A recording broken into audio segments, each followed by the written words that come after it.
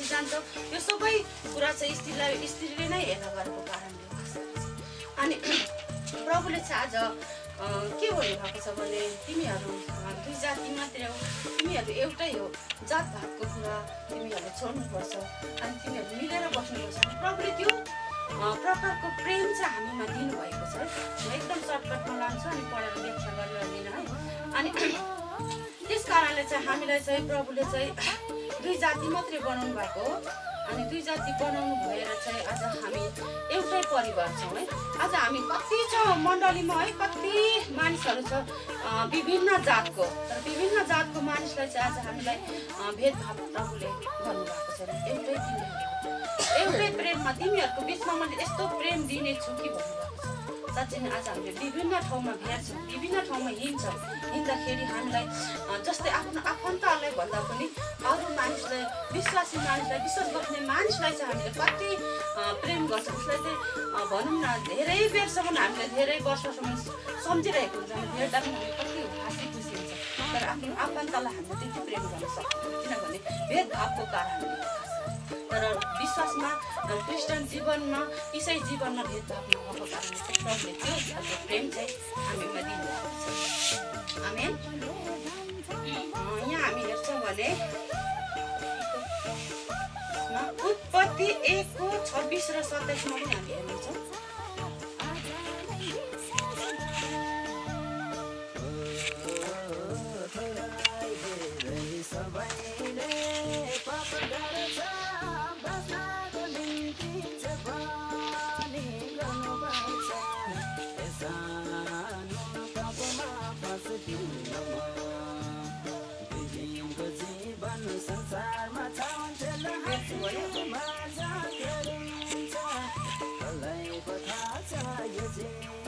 छब्बिसमा यहाँ के भन्नुभएको छ भने फेरि परमेश्वरले भन्नुभयो, मानिसलाई आफ्नै स्वरूपमा हाम्रै प्रतिरूपमा बनायो, तिनीहरूले समुद्रका माछाहरू, आकाशका पक्षीहरू, पालिने पशुहरू र जमिनमा हलचल गर्ने सबै जन्तुहरूमाथि अधिकार गरौँ। अनि मानिस चाहिँ कस्तो स्वरूपमा बनेको रहेछ भने परमेश्वरकै स्वरूपमा प्रतिरूपमा बनेको। अनि त्यस्तो सबै मानिसहरू चाहिँ अब परमेश्वरकै स्वरूपमा प्रतिरूपमा बनेको मानिस चाहिँ आज कसरी सानो हुन्छ, कसरी ठुलो हुन्छ होइन, कसरी सानो हुने हो, कसरी ठुलो हुने, यो कुरा चाहिँ संसारमा चाहिँ हामीले हेर्छौँ भने चाहिँ यो कुरा चाहिँ मानिसले राखेको नियम हो। र प्रभुको वचनले त्यो नियम राख्नु भएको छैन, प्रभुको वचनले त्यो कुरा गर्नुभएको छैन। अनि यहाँनिर भन्नुभएको छ, के भन्नुभएको छ भने आकाशका पक्षीहरू, पालिने पशुहरू र जमिनमा हलचल गर्ने सबै जन्तुहरूमाथि अधिकार गरौँ। अनि हामीलाई अरू आउँछ आउँदैन होइन, आउँछ। अनि तिमीहरूले त किनभने मार्नु हुँदैन अरे है, अनि मासु पनि खानु हुँदैन अरे, रगतसँगको तिमीहरूले त्यो पाप गर्नु हुँदैन। किन इसाई त भन्छ इसाईको सबै कुरा मनपर्छ तर मासु खाएको मन पर्दैन भन्ने कुराहरू पनि आउँछ। त्यो कुराहरू आउँदाखेरि चाहिँ हामीले यो वचनलाई पक्रिनुपर्छ। किनभने परमेश्वरले के भन्नुभएको छ अनि सबै यहाँनिर के भन्नुभएको छ भने सबै पशुहरू र जमिनमा हलचल गर्ने सबै जन्तुहरूमाथि अधिकार गरौँ भन्दाखेरि चाहिँ त्यो अधिकार चाहिँ परमेश्वरले चाहिँ मानिसलाई दिनुभएको छ। आज मानिसलाई भनौँ न अब हामीले पाल्ने पशुहरू जति पनि छ, गोरुहरू छ, भैँसीहरू छ, सुँगुरहरू छ है, अनि त्यो परमेश्वरले अधिकार नदिनु भएको भने आज हामीले हानेरै मार्थ्यौँ, हामीभन्दा उनीहरू कस्तो तगडा हुन्छ। तर त्यो अधिकार हामीलाई दिनुभएको कारणले चाहिँ परमेश्वरले चाहिँ हामीलाई त्यो खानु, तिमीहरूले मार्नु, खाएर हुन्छ भनेर भन्नुभएको। तर मानिसले के भन्छ भने तिमीहरूले यत्रो धर्म गर्छौ तर तिमीले धर्म गर्दाखेरि पशु पक्षी मारेर खान्छौ, अनि त्यो अधिकार दिनुभएको छ भन्नुपर्छ। त्यो प्रश्नहरू गर्ने मानिसहरू चाहिँ अधिकार यहाँ दिनुभएको छ हामीले हेर्दा पनि।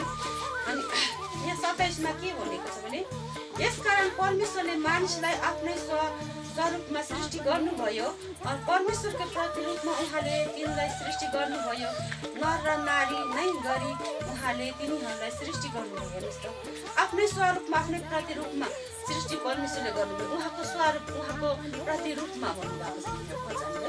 अनि नर र नारी दुई जाति मात्रै हो खास गरी, अनि विभिन्न जातिबारे चाहिँ अनि विभिन्न जाति तिमीहरू भेदभाव नगर भनेर चाहिँ परमेश्वरले भन्नुभएको छ। हामी भेदभाव भन्नाले चाहिँ हामीले चाहिँ अब त्यो कुरा चाहिँ पहिलेको समयहरूमा चाहिँ हामीले त्यो कुराहरू गर्थ्यौँ। अहिलेको समयमा त्यो कुराहरू हामीले छाडेको छौँ है, परमेश्वरको मानेको छौँ। अनि यदि हामीले त्यही कुरामा अल्झिरहेको छौँ भने अझै पनि हामी प्रभुको सेवा गर्नु त्यो कुरामा अब सानो जातिलाई भित्र पठाउनु हुँदैन, ठुलो जाति हो भनेर भन्छ भने उसले छोएको खानु हुँदैन भन्ने कुरामा चाहिँ अल्झिन्छ भने चाहिँ त्यो चाहिँ प्रभुको वचनमा जिएको होइन र प्रभुको सेवा गर्ने व्यक्ति नै हो। अनि प्रभुले चाहिँ त्यसरी भन्नुभएको छ होइन, एउटै जाति तिमीहरू नर नारी मात्रै, दुई जाति मात्रै हो तर तिमीहरूले भन्नुभएको छ। अनि प्रभुको स्वरूपमा र प्रभुको प्रतिरूपमा उहाँले बनाउनु भयो भने चाहिँ कसरी दुई जाति हुन्छ हुँदैन नि त। कसरी भेदभाव गर्छौँ है, दुई जाति त हुन्छ सरी। अनि यहाँनिर फेरि हामी हेर्छौँ भने यूहन्ना 3:17 हामी हेर्छौँ। यहाँ के छ मैले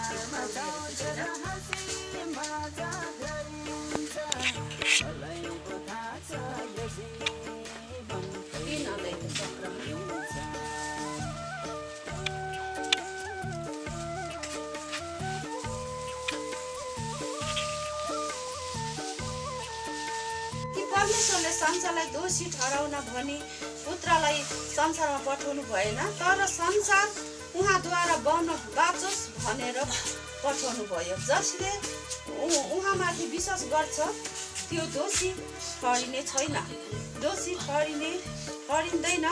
तर विश्वास नगर्ने चाहिँ अघि नै दोषी ठहरिएको छ, किनभने उसले परमेश्वरका एकमात्र पुत्रको नाउँमा विश्वास गरेको छैन र फैसला चाहिँ त्यही हो। ज्योति संसारमा आएको छ र मानिसहरूले ज्योतिभन्दा बरु अन्धकारलाई रुचाए, किनकि तिनीहरूका काम दुष्ट थिए।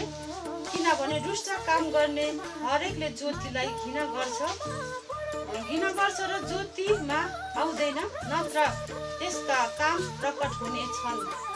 त्यसद्वारा जिउने मानिस ज्योतिमा आउँछ र यसरी जसले गरेका कामहरू परमेश्वरमा गरिएका हुन भन्ने प्रष्टै देखिन्छ। अनि यहाँ के भन्नुभयो भने किनभने परमेश्वरले चाहिँ संसारलाई चाहिँ यस्तो प्रेम गर्नुभयो है। अनि संसारलाई चाहिँ परमेश्वरले चाहिँ यस्तो प्रेम गर्नुभयो भन्नाले के बुझ्दाखेरि अनि हामी मानिस जाति चाहिँ जति पनि हामी मानिसलाई उहाँले बस्नुभयो, उहाँले चुन्नुभयो। अनि अझै पनि क्रिस्चियन मात्रै होइन, नन क्रिस्चियनहरूलाई पनि त्यति नै प्रेम गर्नुहुन्छ, त्यति नै माया गर्नुहुन्छ। अनि जति पनि भेदभाव चाहिँ कसरी गर्छ भन्दाखेरि अब संसारमा हामी पहिले सुरुमा हुँदाखेरि चाहिँ भेदभाव नै थियो है।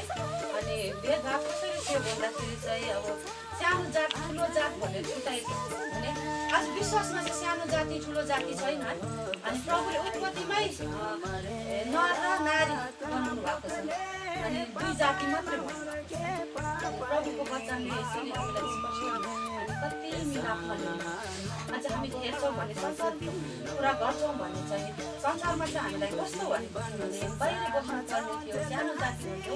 अझै पनि संसारमा हामीले हेर्छौँ भने अझै पनि सानो जात भन्छ, सानो जात भनेर बाहिर बसाउँछ। अनि कति जाडो लाग्छ, कति उहाँहरूलाई है पानी झर्नु कति जाडो लागिरहेको हुन्छ, अनि भित्र बस्ने ठाउँ दिँदैन है, त्यस्तो हुन्छ। अनि खानु पनि नछुनु, अनि त्यसले छोएको पानी खानु हुँदैन, त्यसले छोएको भन्छ नि त है, त्यसले छोएको खानेकुराहरू खानु हुँदैन भनेर चाहिँ छुट्याइरहेको हुन्छ। तर प्रभुको वचनले चाहिँ त्यो कुराहरू सिकाउनु भएको छैन। प्रभुको वचनले चाहिँ तिमीहरू रिजाको तिमीहरू एउटै हो, त्यो कारणले चाहिँ प्रभुले कति प्रभुको वचनले चाहिँ अनि त्यो कुराहरू हामीले अझै पनि बुझिरहेको हुँदैन। त्यस कारणले चाहिँ कतिपय इसाईहरूले पनि भित्र उठाउँदैन है।